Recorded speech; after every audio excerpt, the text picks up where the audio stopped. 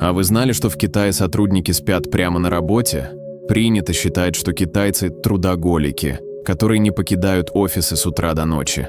Это не лень и не нарушение дисциплины, а настоящая традиция. В Китае дремота на рабочем месте является конституционным правом.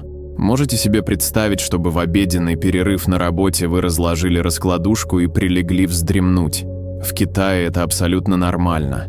У каждого сотрудника в офисе есть свое одеяло, подушка и даже раскладушка для удобного отдыха.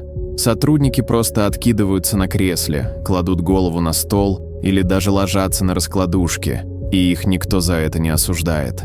В Китае обеденный сон считается важной частью здорового образа жизни. Он помогает нормализовать давление и улучшить концентрацию.